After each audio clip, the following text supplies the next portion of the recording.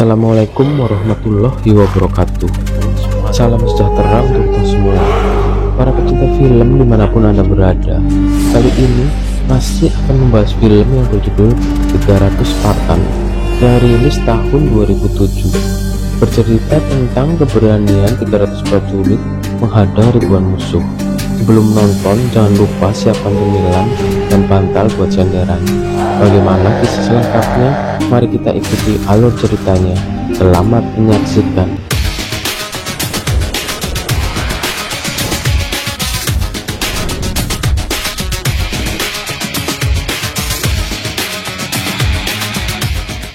Tahun 479, 1 tahun setelah pertempuran Thermopylae, seorang prajurit Sparta yang bernama Dilius memulai ceritanya dengan menggambarkan kehidupan Leonidas sejak dilahirkan hingga menjadi raja melalui doktrin Sparta. Dan inilah kisahnya. Saat Leonidas dilahirkan, layaknya semua orang Spartan, ia diperiksa.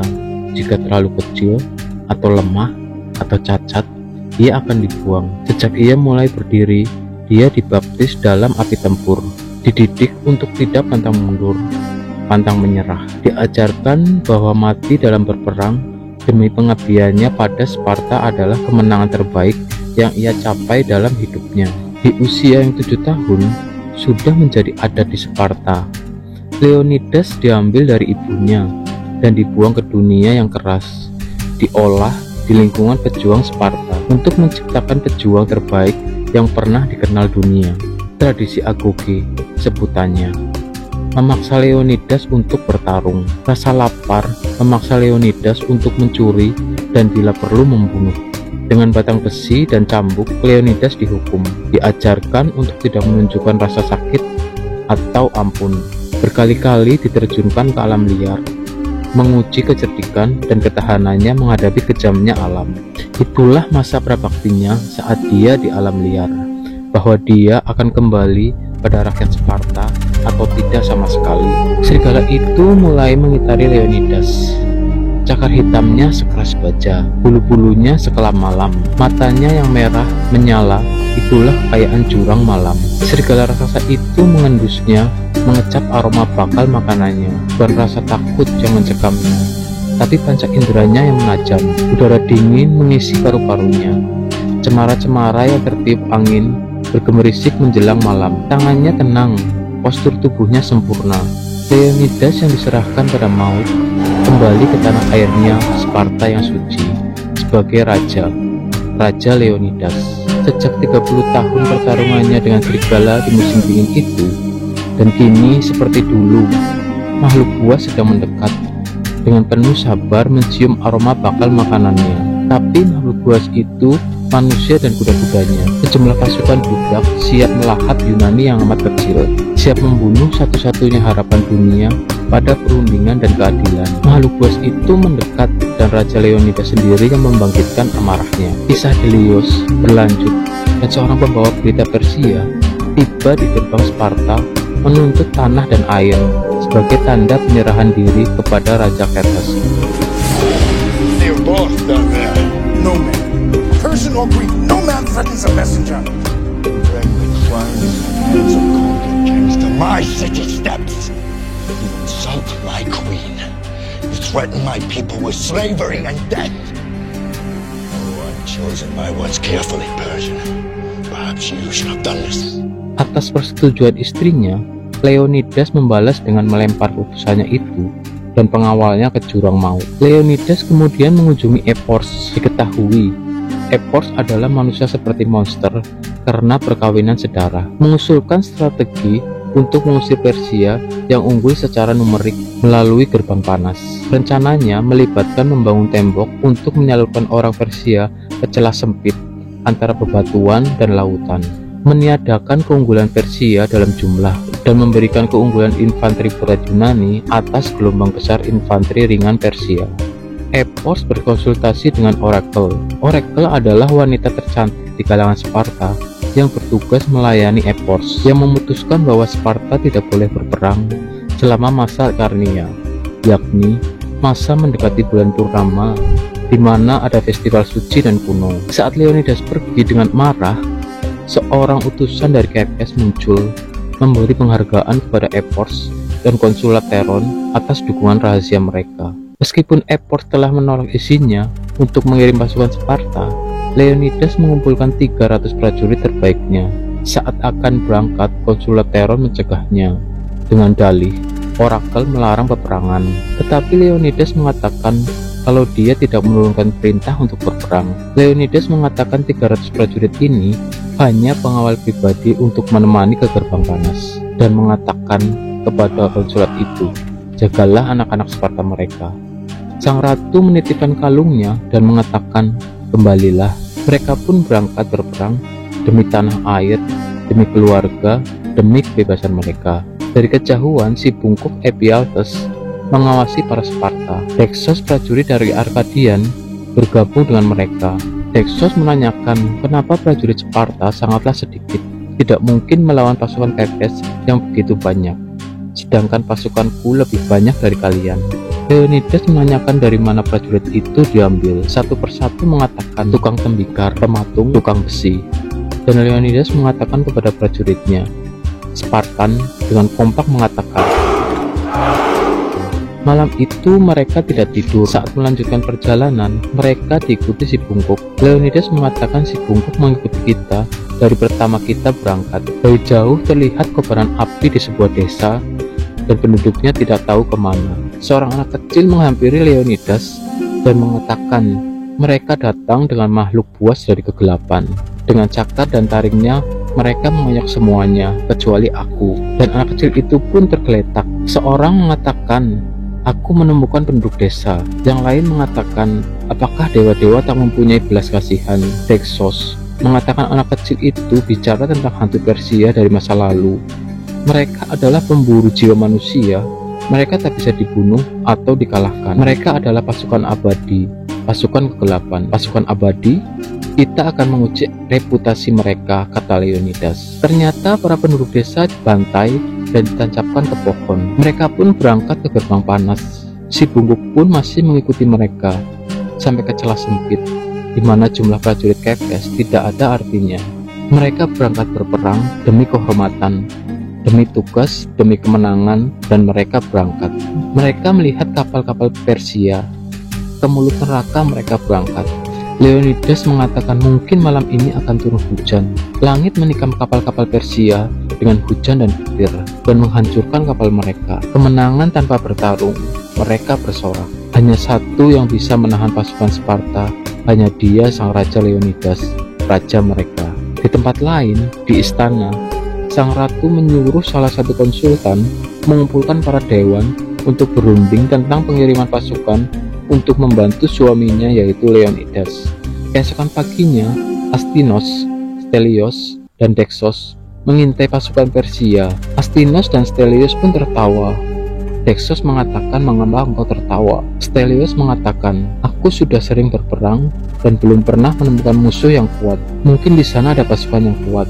Suara cambuk dan beberapa pasukan Persia mendekati mereka dan menanyakan siapa komandan mereka. Ternyata pasukan Sparta sedang membuat tembok dari pasukan pengintai Persia yang dibantai. Saat akan mencambuk karena marah, Stelios melompat dan memotong tangan utusan itu.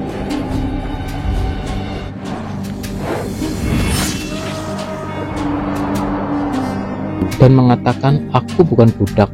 Tetapi utusan itu mengatakan, bukan kamu yang akan jadi budak, tetapi anak dan istrimu. Hari ini kalian akan jadi mayat. Panah-panah kami akan menutup matahari. Stelios pun menjawab, kami akan berperang di kegelapan. Leonidas berbincang dengan komandannya yang bernama Artemis, ayah dari Astinos, untuk melihat adakah kemungkinan jalur memutar untuk pasukan KFS. Tiba-tiba si bungkuk keluar dari gua dan mengatakan ada jalur memutar di bawah bukit. Leonidas menanyakan siapa kamu memakai jubah Spartan. Si bungkuk menjelaskan bahwa dia anak dari Spartan yang melarikan diri. Karena cacat, orang tuanya membawanya pergi. Karena tradisi Sparta membuang bayi-bayi yang cacat. Si bungkuk ingin ikut dalam berperang untuk membersihkan nama baik ayahnya. Tetapi Leonidas menolak karena si bungkuk tidak bisa mengangkat perisainya sehingga membahayakan tim. Leonidas pun pergi. Karena marah dan frustasi, si bungkuk membuang perisainya. Setelah Leonidas turun, ada getaran seperti gempa. Ternyata anak buah Xerxes mulai menyerang. Leonidas memerintahkan anak buahnya untuk membentuk formasi perang. Disinilah kita menahan serangan mereka. Disinilah kita bertempur. Disinilah mereka akan tewas. Gunakan perisai kalian, kata Leonidas dengan lantang. Ingatlah hari ini, karena hari ini akan kalian kenang selamanya. Pemimpin mereka mengatakan agar para Spartan menyerah. Tiba-tiba sebuah tombak menusuknya. Yang lain memerintahkan untuk menyerang. Pertempuran pun dimulai. Hold!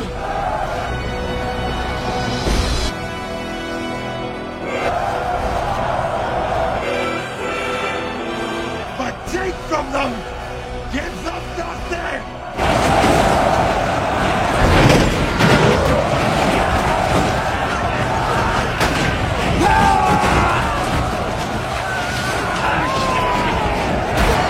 Not the best you can do!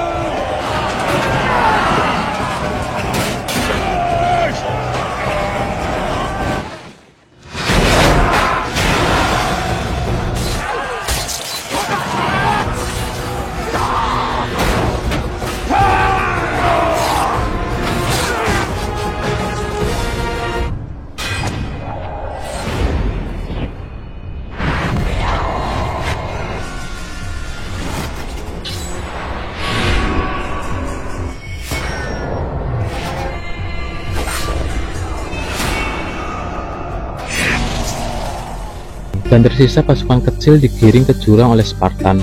Dari langit terlihat ribuan anak panah menyerang mereka. Artemis memerintahkan untuk berlindung.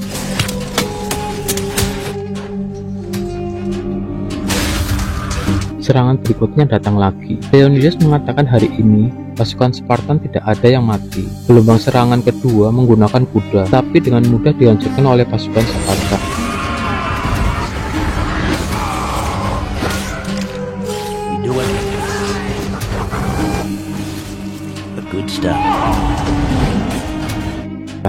Terlihat sang ratu berjalan-jalan dengan anaknya dan menemui konsulat dan mengatakan para dewan setuju untuk bertemu.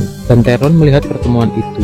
Theron mengatakan untuk berhati-hati menjaga anaknya atau menjaga diri sendiri dengan nada sedikit mengancam. Terlihat Leonidas dan pasukannya sedang menghabisi anak buah Xerxes yang masih hidup. Stelios datang dengan terengah-engah mengatakan kedatangan pasukan Xerxes, tapi dalam jumlah sedikit. Ternyata yang datang Raja Xerxes sendiri, mengajak Leonidas berunding dan menawarkan kekayaan dan kekuasaan jika mau tunduk pada Xerxes. Leonidas menolak dan mengolok-olok kualitas rendah dari prajurit fanatik Xerxes. Leonidas pun kembali dan menyuruh pasukannya yang sedang menumpuk mayat-mayat anak buah Xerxes untuk cepat, karena malam ini akan ada musuh yang datang. Malam harinya Xerxes mengirim pengawal elitnya yang disebut The Immortal, mengklaim bahwa dirinya abadi. The Immortal selama ratusan tahun mereka mengabdi pada raja-raja Persia yang kejam. Matanya sekelam malam, gigi mereka diasah setajam taring dan tanpa jiwa. Saat pemimpin mereka mendekat, tumpukan mayat itu didorong oleh Spartan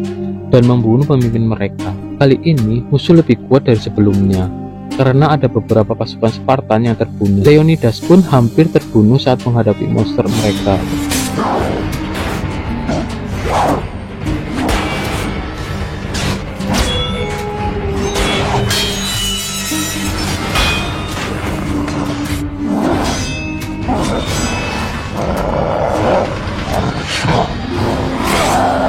Tetapi berhasil mengalahkannya dengan sedikit bantuan dari pasukan Akkadians. Pasukan abadi gagal melaksanakan ujian dari Raja Xerxes. Kali ini Xerxes yang menganggap dirinya dewa merasakan dingin mengalir ke seluruh tubuhnya. Pasukan Spartan merayakan kemenangan. Tempuran pun berlanjut. Saat fajar, lucutan cambuk, auman orang barbar, mereka yang di belakang meneriakan maju, yang di depan meneriakan mundur. Mata mereka menjadi saksi pemandangan mengerikan yang dimuntahkan dari sudut tergelap Kaisaran Xerxes. Tapi Astinos berhasil membunuhnya dengan tombak. Mereka beralih menggunakan sihir, tetapi berhasil dikalahkan.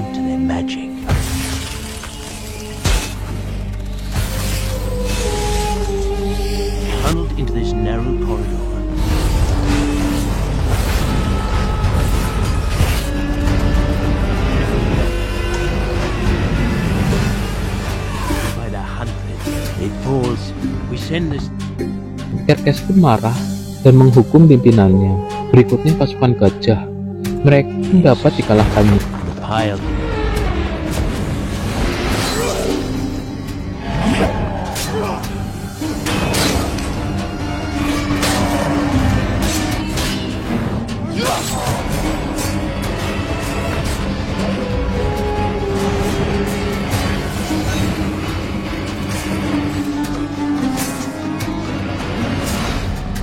Tetapi pada saat Leonidas memerintahkan berkumpul, Astinos terbunuh. Artemis yang melihat anaknya dibunuh menyerang dengan membabi buta, melanggar perintah Leonidas sampai harus dibawa oleh 3 orang Spartan. Di istana Kerkes, si bungkuk berkhianat dan memberitahu jalan memutar untuk mengepung pasukan Spartan dengan diberi hadiah, kekayaan, wanita, dan jubah perang. Di istana, Theron menemui sang ratu dan menanyakan jika ia membantu dalam rapat dewan nanti, apa imbalannya. Theron meminta tubuhnya, tetapi tidak diberikan. Di gerbang panas, saat pasukan Spartan mengobati yang terluka, Dexos datang dan mengabarkan bahwa si bungkuk telah berkhianat dan memberitahu jalan memutar untuk mengepung pasukan Spartan. Dexos pun menyarankan menyerah, mundur, atau mati. Leonidas pun tetap pada pendirian. Pasukan Spartan pantang mundur dan akan bertempur sampai mati. Dexos pun izin pergi dengan pasukannya. Leonidas memberi semangat pada pasukannya dan mengajak Delios berjalan-jalan dan memberi perintah untuk mengabarkan ke dewan dan penduduk Yunani kisah hebatnya pertempuran di gerbang panas dan menyerahkan kalung untuk diberikan kepada istrinya. Delios pun pergi bersama pasukan Arkadian. Leonidas dengan lantang mengatakan kepada pasukannya agar makan yang kenyang karena nanti malam pertempuran terakhir. Di dalam istana, sang ratu mengatakan kepada para dewan, "Saya mengatakan bukan sebagai ratu, tapi sebagai rakyat biasa untuk mengirim pasukan bantuan membantu pasukan Spartan yang sedang bertempur karena pasukan Kerkes sangat kejam. Ini demi anak-anak kita, demi tanah kita, demi kebebasan kita." Dari belakang, Theron menolak usulan itu dan menuduh sang ratu telah berselingkuh dengan konsulat. Ratu pun menampar Theron dan menusuk dengan pedang. Saat terjatuh, koin-koin emas pemberian Kerkes pun berjatuhan. Para dewan melihat hal itu dan mengatakan Theron telah berkhianat dan akan memerintahkan mengirim bantuan ke gerbang panas. Di tempat lain, si bungkuk memberitahu jalan melingkar itu dan pasukan Kerkes mengepung Spartan dengan menodongkan anak panahnya. Si bungkuk pun menyarankan agar Leonidas menyerah. Panglima Kerkes mengatakan sang raja Kerkes akan memberi kemakmuran dan jabatan panglima perang dan kemewahan dunia. Berlututlah kepada Kerkes. Suasana pun hening. Leonidas mengingat masa kecil dulu saat berburu serigala. Bukan rasa takut yang mencekamnya, tapi ketajaman yang semakin bertambah. Semangat dan percaya inderanya yang makin kuat. Angin laut yang dingin menghembus di dada dan lehernya. Suara burung-burung camar bernyanyi. Suara nafas teratur dari 300 Spartan di belakangnya, siap untuk mati demi dirinya, demi negaranya, demi bangsanya. Tanpa sedetik pun berhenti. Mereka semua siap mati. Helmnya panas mencekik. Perisainya begitu berat. Leonidas menunjuk si bungkuk dan mengatakan, "Semoga hidupmu abadi." Dan terakhir tombaknya pun diletakkan dan berlutut. Sambil mengingat sang ratu, dia memanggil Stelios. Stelios pun melompat dan membunuh panglima itu. Perintah Kerkes, bunuh mereka semua, lantangnya. Helmnya panas mencekik, membuat pandangannya kabur, padahal ia harus melihat jauh. Perisainya berat, membuat keseimbangannya hilang, padahal sasarannya berada jauh. Tombaknya menghantam wajahnya. Pasukan Sparta dihujani dengan anak panah. Satu persatu mereka pun tewas. Dengan napas terakhirnya, Artemis bisa menghabisi beberapa pasukan Kerkes. Para leluhur mengatakan bahwa bangsa Sparta adalah keturunan Hercules. Keberanian Leonidas memberikan warisan pada keturunan kita. Raungan panjang dan lantang. Stelios mengatakan, "Kehormatan bagiku bisa mati di sisimu. Kehormatan bagiku juga hidup bersamamu." Ribuan anak panah pun menghujani Leonidas. Dengan tatapannya mengerti bahwa Leonidas telah tewas, Delios menyerahkan kalung ke sang ratu. Delios mengatakan, "Ingatlah sebuah pesan sederhana dari sang raja. Ingatlah alasan kami gugur, karena ia tak ingin diberi penghormatan, monumen, puisi, ataupun dinyanyikan sebuah lagu." Kisah perang dan keberanian mereka, keinginannya begitu sederhana. "Ingatlah kami," ujarnya padaku. Bila sebuah jiwa yang bebas mendatangi tempat itu, berabad-abad nanti, biarkan suara kami membisikkan padamu dari balik karang yang abadi. Beritakan pada rakyat Sparta, wahai peziarah, bahwa di sini karena hukum Sparta kami gugur, maka rajaku pun wafat, saudara-saudaraku pun gugur, tahun yang lalu. Lama kurenungkan makna tersiratnya tentang kemenangan itu. Waktu membuktikan bahwa dirinya orang yang bijak, karena pada orang Yunani yang bebas, pada orang yang bebas lainnya, tersiar kabar bahwa Leonidas yang berani berikut 300 pasukannya meninggalkan begitu jauh rumah mereka dan mengorbankan nyawa demi Sparta. Namun bagi seluruh Yunani dan janji yang dijunjung negeri ini, di atas puing-puing yang disebut Platai inilah pasukan Xerxes menghadapi kematiannya. Saat pasukan barbar itu membuat pagar tebis, teror mengancam mereka, menyadarkan kengerian yang akan mereka alami di ujung pedang dan tombak 300 Spartan. Namun kini mereka menatap 10.000 pasukan Spartan bersama 30.000 pasukan Yunani yang bebas. Berterima kasihlah pada Leonidas dan 300 pasukannya untuk kemenangan, dan film pun selesai. Pesan moral yang dapat kita ambil dalam film ini, apa yang harus diperbuat suatu rezim untuk menyelamatkan negerinya bila hukum yang ia junjung tinggi memaksanya tak bisa berbuat apa-apa. Sampai jumpa di alur film selanjutnya. Terima kasih.